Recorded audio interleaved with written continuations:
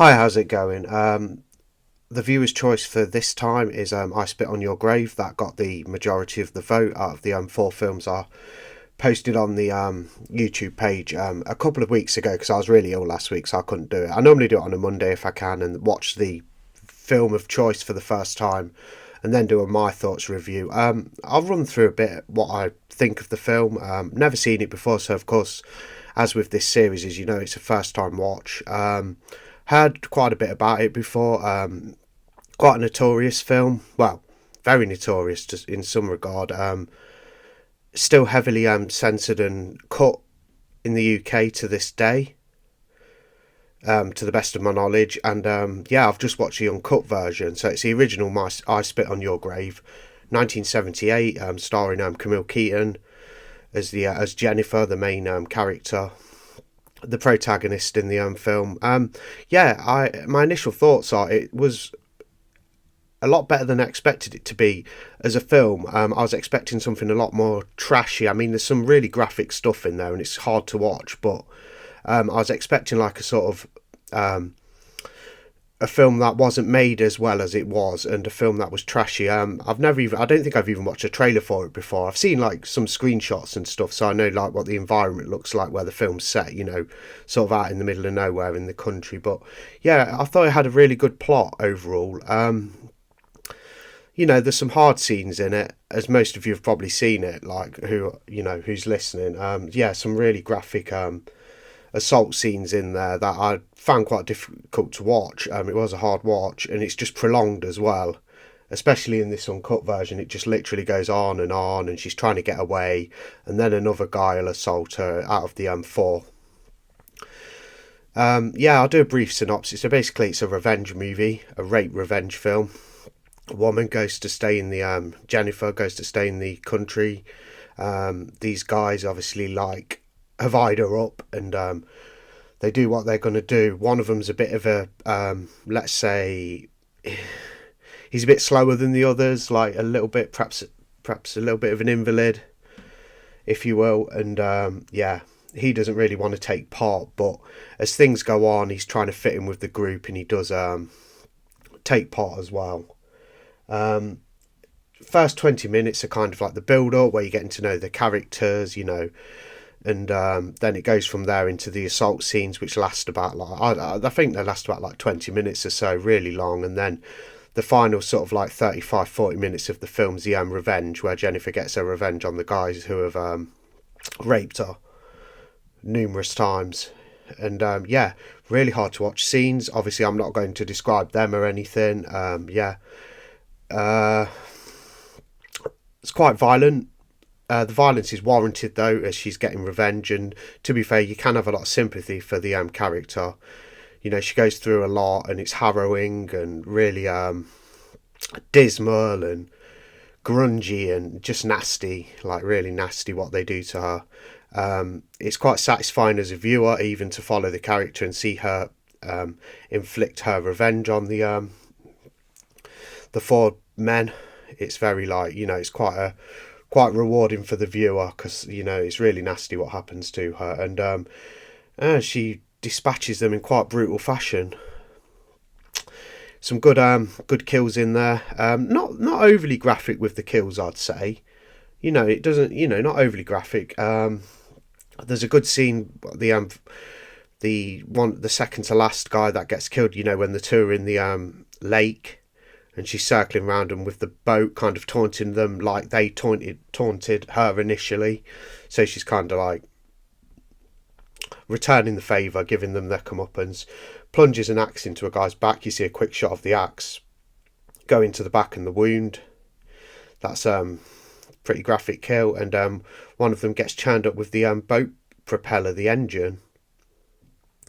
And it's really funny because when she says to them, like, suck it, bitch, like he said to her earlier on, and she sort of says that, before the climax of the film, as he's been churned up by the boat engine. And then it sort of like shows her, sort of finished the revenge, killed them all, and she goes away on the motorboat, and sort of just, the camera's just looking at her, directed at her, and the credits start to roll, and then it fades to black as the credits are going down the screen. One of the guys gets his ding dong snipped off, and also I knew the basic narrative of the film before I'd even watched it. I've heard of it before, but I didn't know how she really enacted her revenge.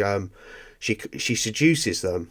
She plays them basically, and seduces them, and has them thinks that makes them think that the guys. She gets them individually, so she stalks them out, watches them, weighs things up, and then she kind of seduces them and makes them think that she wants to have sex with them, and then when they're distracted, she offs them basically. Well, that's what happens to the first two. The final two, that doesn't happen to. The one I've just gone over that with the boat. There's a scene with the boat and stuff. She doesn't seduce them, but the slightly backwards guy and the sort of main guy who also has a family, the one who gets his ding dong snipped off, she's seducing him in the bath. He closes his eyes. He's being touched and stuff. She reaches over the side of the bath frame and gets a grisly looking knife and takes care of that. It's quite a squeamish scene, not nice. You don't see anything, it doesn't literally show you it, but you see the blood everywhere in the water and he's panicking, and it's pretty bloody scene. The backwards guy gets hung, he's on top of her, like trying to make love to her or whatever, and she strings him up, and he gets lynched by her. Well, not lynched actually, because that's when a mob does it. Sorry, correction there. She hangs him, basically, not lynched as such, because that's more of a mob version when a group do it. That's about the gist of the film, really. I thought it was shot quite well, like pretty. It's set in a really nice environment, like in the out in the middle of nowhere, with a lot of greenery and stuff. A lot of some violence in there, and just appalling things happen to this woman, and I was quite shocked by it, really. I knew it would be quite graphic and quite bad, but it was a bit of a grueling task to sit through those scenes. But as a film as a whole, obviously, like, it's got those horrible rape scenes, but they're a catalyst for the story. So it's a catalyst to get the story to where it needs to be for her to get revenge on the guys. So, like, it's a part of the film. As a film as a whole, I thought it was pretty good. I liked it. I thought it was a good movie. It was like I said at the beginning, it was made to a higher standard than I thought it'd be. I thought it'd be a lot more trashier than it was. It was actually a good film narratively. The plot was good. It was well made, solid film. I thought I gave it 3.5 out of 5 stars. So I rate out of 5, so I give it a 3.5. So not far off top marks, really. I was very engaged with it. I wanted to see what happened. I was hooked on it. Didn't like the grisly sort of like assault scenes, horrible, but still, again, catalyst for the story to progress. So it was a good watch. Thanks for voting for that one, because it was a good choice. Because I've not got round to watching it for years. I watched the Ronin Flicks Blu-ray with the 4K scan. The scan looked very nice. The transfer did.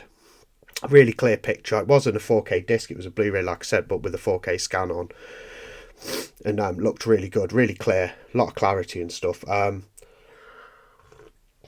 a hard watch though, but I'm glad I did. I'm glad I've seen it now, so I finally crossed that one off the list of sort of big kind of infamous like horror films. I can kind of cross that one off the list. It's not one I'd watch a lot. It's one I would revisit in the future when I've kind of forgot the majority of the plot. I would go back to it, say, in a few years and watch it again.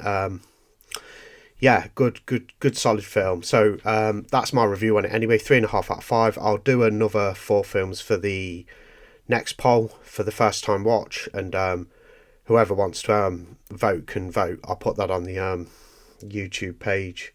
So that's my sort of like thoughts on I Spit on Your Grave 1978, and it's spawned remakes as well. There's a remake and a later sequel called Deja Vu, which is meant to be awful. I'm not going to watch that because apparently the acting's like overly abysmal and it's just a really bad movie, apparently just crap. Not a good film at all, apparently, Deja Vu, so I won't be watching that anytime soon, if ever. Slightly intrigued to watch the remake of it. I think it's from 2010. Intrigued to watch that. I know that has sequels as well. That has like 2 sequels. I've never seen the remakes. I've never seen any of the films actually, and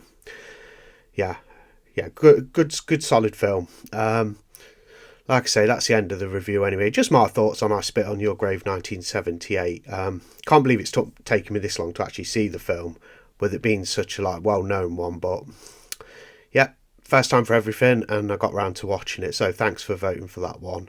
I'll put the poll up. Pick a film. Should be able to do it next Monday. If I ever can't, it'll just don't worry if you're interested. That is, because I will pick, I will take the winner of the poll and watch it, but sometimes it can take longer than a week. I might not be able to do it every Monday. I'm going to aim for every Monday, but even if it doesn't come up on the Monday, just assume it'll come up at some point if you've voted and you'd like to just hear some, like a random person's thoughts on these films, watching them for the first time. It will, when you've voted, it will go up eventually. I'm trying to do it every Monday. Anyway, that's the end of the review. Thanks for listening. Bye.